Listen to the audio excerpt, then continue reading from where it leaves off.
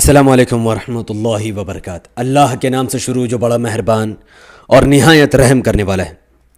अमित शाह देश के गृह मंत्री वेस्ट बंगाल आए हुए थे और उनके रहते हुए टीएमसी के 6, सीपीएम के 2, कांग्रेस के 1 एमएलए, 45 काउंसिलर, 15 पार्षद और 1 टीएमसी के पूर्व सांसद ने बीजेपी ज्वाइन कर ली, जिसकी वजह से पूरे बंगाल का पॉलिटिकल समीकरण बदल चुका है। और टीएमसी, सीपीएम, कांग्रेस के सिटिंग एमएलए ने जो बीजेपी ज्वाइन किया, इससे बंगाल के मुसलमानों के अंदर काफ़ी उथल पुथल मच चुकी है कि अब वो भरोसा किस पर करें, जिसकी वजह से बंगाल में एमआईएम की मजबूती बढ़ी है और टीएमसी की कमज़ोरी बहुत ज़्यादा बढ़ी है, यानी टीएमसी की मजबूती घटी है। मुकुल रॉय के रहते हुए शुवेंदु अधिकारी जिसके कंट्रोल में करीब 40-45 एमएलए है, वो बीजेपी ज्वाइन कर चुका है। इस वक्त तृणमूल के 218 सीटों पर बीजेपी का खतरा मंडरा रहा है, क्योंकि इस वक्त तो ऑफिशियली तृणमूल, सीपीएम, कांग्रेस के मिलाकर 10 एमएलए ने बीजेपी ज्वाइन किया है। लेकिन मुकुल रॉय का दावा है, जो खुद पहले टीएमसी था और अब बीजेपी में है, और शुवेंदु अधिकारी जो पहले टीएमसी में था बीजेपी में है, इनका दावा है कि 100 से भी ज़्यादा सिटिंग एमएलए अब भी टीएमसी छोड़कर बीजेपी ज्वाइन करने वाले हैं। यानी ममता की सरकार इलेक्शन से पहले ही गिरने वाली है। और अब हालात यह है कि जो वेस्ट बंगाल के मुसलमान जो ममता को इसीलिए वोट देते थे ताकि वो बीजेपी से बच जाए, उनके अंदर इस बात का खौफ आ चुका है कि हम सीपीएम को वोट देंगे तो वो बीजेपी में जाने वाला है, कांग्रेस को वोट देंगे तो वो बीजेपी में जाने वाला है, टीएमसी को वोट देंगे तो बीजेपी में जाने वाला है। वो करे तो करे क्या? तो अब उनके पास एमआईएम के अलावा कोई ऑप्शन बचा ही नहीं है। अब मैं आपको पूरा फॉर्मूला पेश करूंगा कि कैसे एमआईएम को मजबूत करने की वजह से ही टीएमसी बचेगा, वरना टीएमसी निस्तो नाबूद हो जाएगा। बीजेपी टीएमसी का पूरा खात्मा कर देगा और किसी को कानो कान खबर भी नहीं होगा। क्योंकि इस वक्त अगर आप टीएमसी को वोट दोगे ममता को सीएम बनाने के लिए, तो टीएमसी को वोट देने के बाद भी मुसलमानों और दलितों का वोट बीजेपी में ही जाएगा, क्योंकि वो एमएलए, वो चैटर्जी, बनर्जी, उपाध्याय, बंदोपाध्याय, पॉल, ये सब बीजेपी में ही जाने वाले हैं। और इनके बीजेपी में जाने की वजह से करीब 5 डिस्ट्रिक्ट के मुसलमान एमआईएम को इस तरीके से मजबूती से थाम चुके हैं जैसे कि कोई अपना घर को नहीं छोड़ता, वैसे वो एमआईएम को नहीं छोड़ने वाले हैं। और इन 5 जगहों का मैं जो जिक्र करूंगा, इनका डिटेल पहले आप समझिए कि इनके साथ हुआ क्या है। क्योंकि सीपीएम, कांग्रेस और टीएमसी के 70 साल की हुकूमत में सबसे ज़्यादा पिछड़ापन जहां आया और जहां के लोग एमआईएम में जाना चाहते हैं, उस जगह का नाम है मुर्शिदाबाद, जहां पर 22 एमएलए विधायक की सीट है, 22, और यहाँ के तमाम लोग एमआईएम को वोट देने के लिए बेकाबू हो चुके हैं। मालदा, जहाँ पर 51.3% मुसलमानों की ही आबादी है, सबसे ज़्यादा पिछड़ा इलाका बंगाल का, वहाँ पर 12 एमएलए की सीटें हैं। उत्तर दिनाजपुर, जहाँ पर 49% मुसलमानों की आबादी है और 9 एमएलए सीट वहाँ पर पड़ती हैं, वहाँ के लोग भी एमआईएम का इंतज़ार कर रहे हैं। बीरभूम, 37% मुस्लिम आबादी वाला, जहाँ पर 11 से ज़्यादा एमएलए की सीट है। और दक्षिण 24 परगना, जहां पर 35.5% मुस्लिम आबादी और 31 मेंबर ऑफ लेजिस्लेटिव असेंबली की सीटें हैं। यानी मालदा की 22, माफ़ करना, मुर्शिदाबाद की 22, मालदा की 12, दिनाजपुर का 9, बीरभूम का 11 और दक्षिण 24 परगना का 31 सीट मिलाकर, यानी करीबन 85 से 90 सीट जहां पर मुसलमान बहुमत से हैं, जो बंगाल का सबसे पिछड़ा इलाकों में से एक माना जाता है। यहाँ के 90 सीट में रहने वाले मुसलमान एमआईएम का दामन बहुत ही मजबूती से पकड़ चुके हैं। तो अब अगर मुसलमानों को फिर भी ममता को ही सीएम बनाना है, तो ममता को सीएम बनाने के लिए वो टीएमसी को वोट नहीं देगा, क्योंकि इलेक्शन से पहले करीबन 10 एमएलए बीजेपी में जा चुका है और इलेक्शन के बाद चांसेस है कि 100 से ज़्यादा एमएलए बीजेपी के पास चले जाए। इस वक्त अगर आप आंकड़ा देखोगे, टोटल वेस्ट बंगाल में 294 विधायक एमएलए की सीटें हैं और जिस किसी के भी पास 148 सीटें होंगी, वो बंगाल में हुकूमत करेगा, राज करेगा और डेवलपमेंट का काम करेगा। इस वक्त जब इलेक्शन, आज से 5 साल पहले जब वेस्ट बंगाल में इलेक्शन हुआ था, तो 294 में से 218 मेंबर ऑफ लेजिस्लेटिव असेंबली की सीटें ममता बनर्जी यानी ऑल इंडिया तृणमूल कांग्रेस के पास आई थी। जीजेएम, जो कि टीएमसी के साथ अलायंस में है इस वक्त, उसकी भी 2 सीट है और दोनों ने मिलकर अभी सरकार बना के रखी है। कांग्रेस के पास 23 सीटें हैं। कांग्रेस ने 294 सीटों पर अपना उम्मीदवार उतारा और उसे मात्र 23 सीटों पर जीत हासिल हुई थी। सीपीएम के मात्र 19 सीट हैं। इसने भी 294 सीटों पर अपना उम्मीदवार उतारा था, लेकिन जीती कितना? मात्र 19। एआईएफबी नामक एक पार्टी वेस्ट बंगाल में है, इसकी भी 2 सीटें हैं। आरएसपी नामक एक पार्टी वेस्ट बंगाल में है, इसकी भी 2 सीटें हैं। सीपीआई नामक एक पार्टी है, उसकी 1 सीटें हैं। और बीजेपी ने 294 सीटों पर उतारी थी अपना कैंडिडेट, जिसमें उसको 16 सीटों का फायदा, वो भी कांग्रेस के वोट कटने की वजह से। और 11 एमएलए की सीटें खाली पड़ी हुई हैं, जो कि इस 2021 के इलेक्शन में भरी जाएगी। तो आप यहां पर एमआईएम का नाम नहीं देखोगे, आप यहां देखोगे एमआईएम यहां है ही नहीं।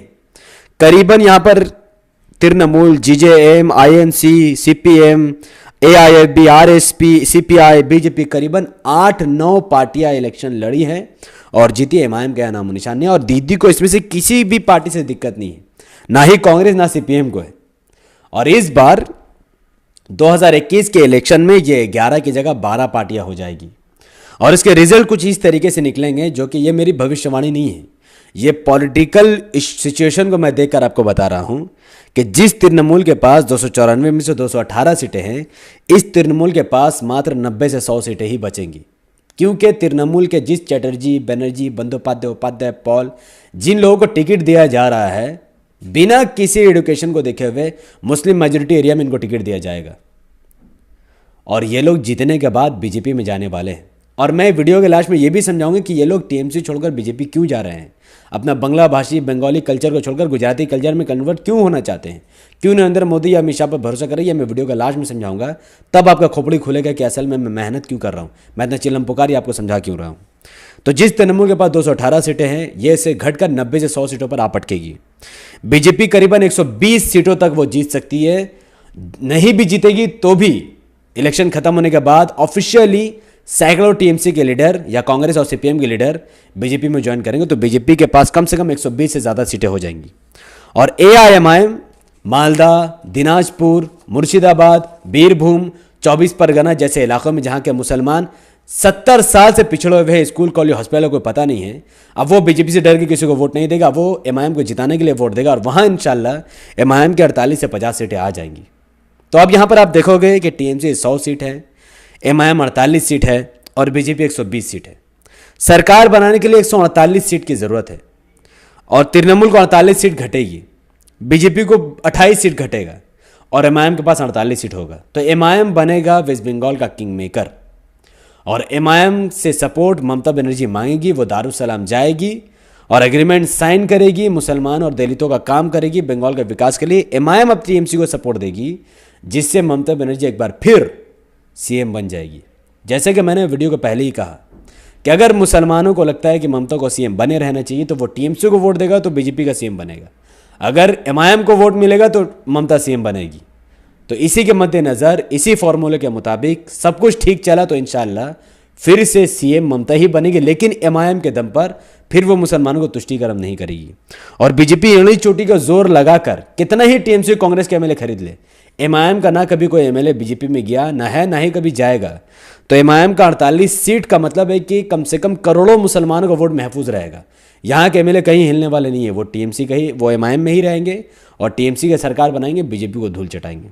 तो ये पूरा हिसाब के तहत ही एमआईएम के 48 और टीएमसी के 100 सीट के साथ वेस्ट बंगाल में एक नई गठबंधन वाली सरकार बनेगी, दलित मुस्लिम यूनिटी होगा और फिर मुसलमान कभी बीजेपी से डर के टीएमसी को वोट नहीं देंगे। उनका अपना पार्टी होगा, अपना साथ होगा और फिर अपना विकास होगा, स्कूल, कॉलेज, हॉस्पिटल होगा, घर सस्ता, बिजली सस्ता हो जाएगा। अब मैं एक टॉपिक पर आता हूं। सबसे पहले मैं ये क्लियर कर दूं कि आप ये लिस्ट में देखोगे एमआईएम का नामो निशान नहीं है, फिर भी लोग बीजेपी में, अभी लगातार बीजेपी यहां मजबूत हो रही है। जिस बीजेपी के पास पहले एक भी सीट नहीं था, उसके पास 16 एमएलए है, 18 एमपी है। 18 एमपी का मतलब होता है 120 एमएलए सीट। 18 एमपी, 16 एमएलए, 44 से ज़्यादा दूसरे पार्टी के काउंसिलर इसमें जा चुके हैं, 10 से ज़्यादा एमएलए सीपीएम कांग्रेस टीम से जा चुके हैं। तो एमआईएम यहां पर अब नहीं है। तो दीदी सोचो, इन 13 पार्टियों में से किसी पर ऑब्जेक्शन नहीं करती है। जीजेएम लड़ता है, सीपीएम, एआईएफबी, आरएसपी, अपने इनका नाम भी नहीं सुनूंगा, लेकिन ये मुसलमानों का वोट लेती है। लेकिन एमआईएम के आने से ममता हड़बड़ाई हुई है, क्योंकि उसको अपना सीट दिख रहा है ना, और मुसलमानों में यूनिटी हो जाएगा। मुसलमानों में यूनिटी होगा, पूरा भारत में इनकलाब आ जाएगा, यही तो उसका डर है। अब एक मुद्दा में मैं आता हूं कि आखिर टीएमसी के एमएलए, टीएमसी के काउंसिलर, एमपी क्यों बीजेपी में जा रहे हैं। इसका सबसे बड़ा रीज़न है डर। ममता क्या करती है या कांग्रेस या सीपीएम क्या करती है, मुसलमानों को डराती है कि बीजेपी आ जाएगी, तुम्हें मार देगी, काट देगी, छील देगी, ख़त्म कर देगी, ये दंगा कर देगी। तो मुसलमान क्या करते हैं कि मुसलमान के पास कोई ऑप्शन है ही नहीं। उसे दिखता है कि ममता एक बीजेपी के खिलाफ लड़ रही है, हालांकि मुसलमान तो जाहिल है, उसको तो पता ही नहीं है कि ममता पहले बीजेपी में ही थी।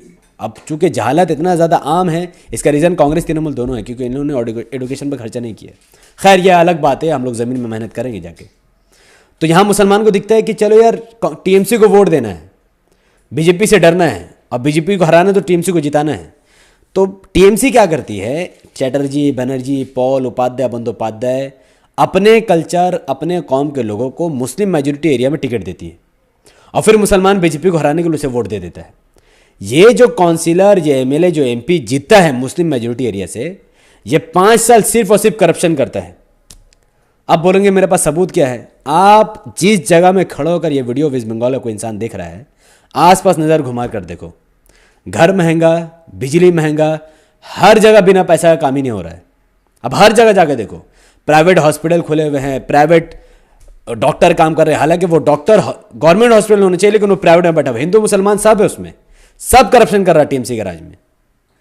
तो यहां पर क्या हुआ कि एक एमपी, एक एमएलए, काउंसिलर जो टीएमसी से जीता हुआ है, उसने 5 साल तक तो चोरी चमारे की, मुसलमानों दलितों का पैसा खाया, गरीबों का पैसा खाया, हर बिल्डिंग में पैसा खाया।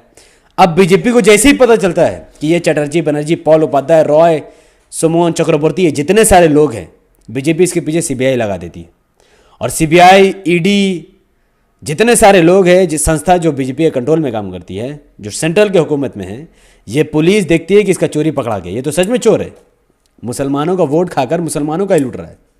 तो जैसे ही अमित शाह को पता चलता है कि बीजेपी टीएमसी के इतने एमपी एमएलए चोर हैं, तो ये 2 ऑफर आता है इनके सामने, 2 ऑफर, या तो बीजेपी ज्वाइन कर लो या हमेशा के लिए जेल चल जाओ। 2 ऑफर में से एक चुनना है। तो अब मैक्सिमम लोग क्या करते हैं, जेल जाने की जगह बीजेपी ज्वाइन कर लेते हैं और इस तरीके से मुसलमानों को बीजेपी से डराकर मुसलमानों का वोट लेकर फिर वो बीजेपी ज्वाइन करके मुसलमानों का ही ख़राब दौर वापस आ जाता है। ये असल में हकीकत है बीजेपी ज्वाइन करने का। बिहार का भी वही सिस्टम है, असम, गोवा, कर्नाटका, जितने एमएलए हैं जिसको मुसलमान वोट देते बीजेपी डर कर, वो मुसलमानों के लिए काम नहीं करता है। तो बंगाल में अगर मुसलमान चाहता है कि मेरा काम हो, दलित चाहता है मेरा काम हो, तो वो डर कर वोट ना दे, वो वोट दे सिर्फ और सिर्फ डेवलपमेंट के नाम पर, स्कूल, कॉलेज, हॉस्पिटल, इंस्टीट्यूट के नाम पर। जैसे स्कूल हैदराबाद में बने वैसे स्कूल के नाम पर आप वोट दें। तो इस बार इंशाअल्लाह मुर्शिदाबाद, मालदा, दिनाजपुर, बीरभूम और 24 परगना के जब लोग मेजोरिटी में आकर वोट देंगे और एमआईएम 48-50 सीट लाकर किंग मेकर बनेगी, तो फिर बंगाल में ना कभी करप्शन होगा, ना कभी बलात्कार, ना कभी भ्रष्टाचार। तो इंशाअल्लाह आने वाले वक्त में अगर मुसलमान मुत्तहिद हो गए और एमआईएम को वोट दिया तो ममता ज़रूर सीएम बनेगी, क्योंकि ममता से आप लोगों की मोहब्बत बहुत ज़्यादा है। मुझे मोहब्बत नहीं है, लेकिन अगर आपको सीएम बनाना तो टीएमसी को वोट मत देना, ना सीपीएम ना कांग्रेस, ये सब बीजेपी में जाने वाले हैं सिवाय एमआईएम के। तो एमआईएम में वोट देकर अपना वोट को सिक्योर करो, बचाओ अल्लाह के नाम से, और फिर टीएमसी को जब ज़रूरत पड़ेगा वो एमआईएम से डील करेगी, फिर उर्दू को भी सरकारी ज़बान बनाया जाएगा, घर और बिजली सस्ता हो जाएगा, फिर पूरा बंगाल से बीजेपी का सफाया कर दिया जाएगा। बहुत बहुत शुक्रिया। तो इस पूरा फार्मूला को ज़मीन में उतारने के लिए इस वीडियो को वेस्ट बंगाल के लोकल लोगों तक पहुंचाना ज़रूरी है। तो इस वीडियो को जितना ज़्यादा हो सके लाखों लोगों तक पहुंचाने के लिए एक ही काम करना है, वो है यूट्यूब का एल्गोरिदम। वीडियो को जितना ज़्यादा लाइक किया जाएगा, जितना ज़्यादा कमेंट किया जाएगा, जितना ज़्यादा इसको शेयर किया जाएगा, उतना ज़्यादा ये वीडियो यूट्यूब और फेसबुक के माध्यम से लाखों लोगों तक पहुंच जाएगा। तो इसीलिए इस वीडियो को लाइक कीजिए। हमारे इस वीडियो पर जो भी आपको कमेंट करना है टीएमसी, कांग्रेस, एमआईएम को लेकर, आप कमेंट में अपनी बात को रखिए और इसके लिंक को व्हाट्सएप, फेसबुक, इंस्टाग्राम में शेयर कीजिए। हमारे चैनल द पॉलिटिकल को सब्सक्राइब कीजिए, बेल आइकन को हिट कीजिए और हमारे Facebook channel the political India को भी फॉलो कीजिए, नोटिफिकेशन को ऑन कीजिए और मुझे अपनी दुआ में याद रखिए। किसी को मुझसे पर्सनल में बातें करनी है, किसी भी मैटर में, कॉल वॉल मत करना। तो मेरा फेसबुक का आईडी लिंक, मैसेंजर का आईडी लिंक, इंस्टाग्राम का आईडी लिंक, व्हाट्सअप, ईमो का नंबर इसी वीडियो के डिस्क्रिप्शन में आपको मिलेगा।